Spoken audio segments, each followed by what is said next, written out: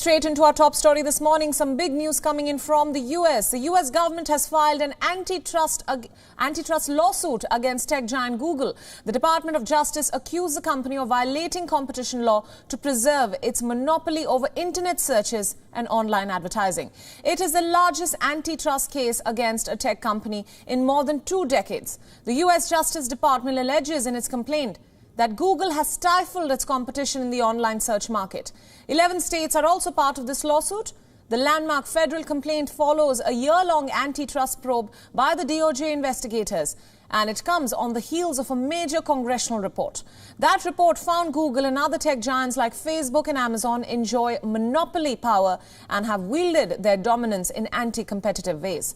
After the lawsuit was filed, Google called the legal action flawed, saying people choose to use Google. The tech giant has countered this claim and says that it seeks to deliver the best results to online queries and that people are free to use other easily available search engines if they want. They're going to argue basically that they have the best search engine, and that's what's driving their business. They have a competitive advantage in search. Everybody knows it. Bing is not as good, and that drives their business. So why are you punishing someone who's differentiated successfully in a competitive marketplace? And that's going to be the argument. And it has some credence.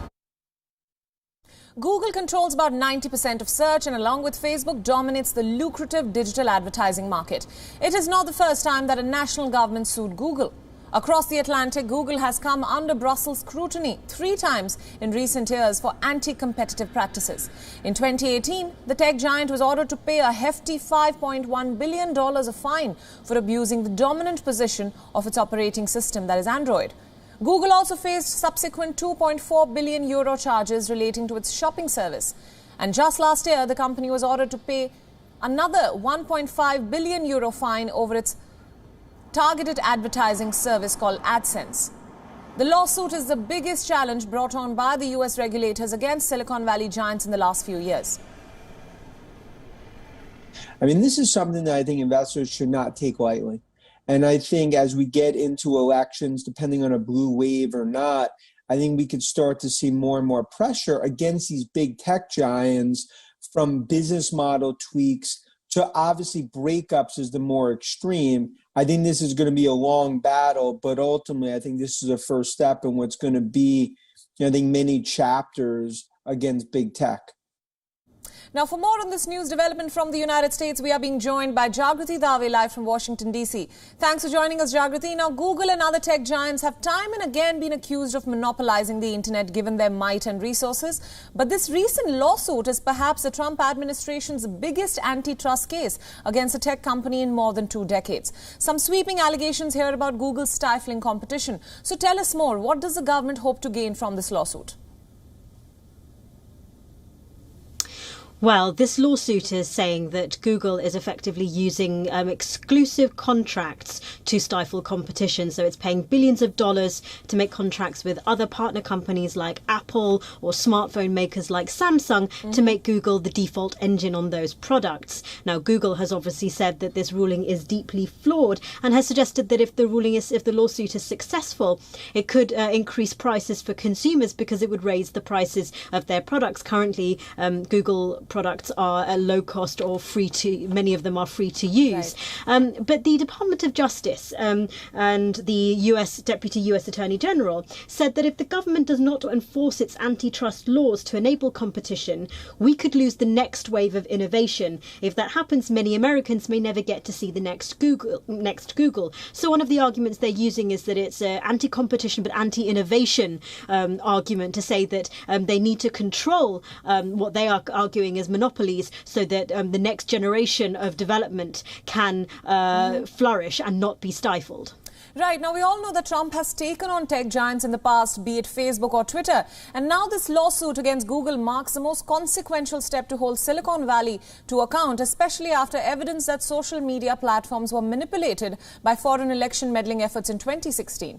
Now, is this a sign of bigger actions to come against tech titans in the United States? Well, some tech lobbyists have suggested that this action is politically motivated, given that President Trump has expressed anger at Silicon Valley firms for what he perceives as, anti-conservative bias. But there is general bipartisan consensus in many ways on the need for updating antitrust laws in the United States to make them more modern, up to date with the digital era.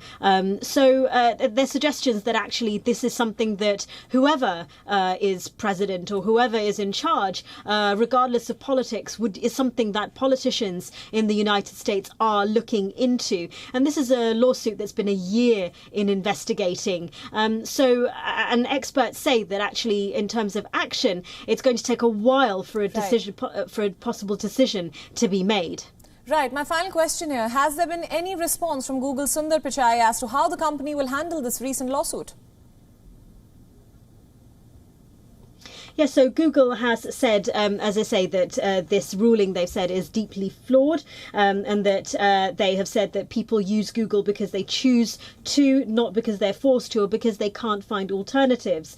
And I also mentioned that Keith Walker, Google's chief legal officer, talked about possible price rises for consumers if the lawsuit is successful. But there hasn't been any, in terms of remedies to this, suggested by the Department of Justice. They've said that everything is on the table. And remember, this is a lawsuit that's been joined by 11 other states, and more could join later. So it's really, this is the start of action. I think there's potentially more action to come, and potentially more groups, more states joining in.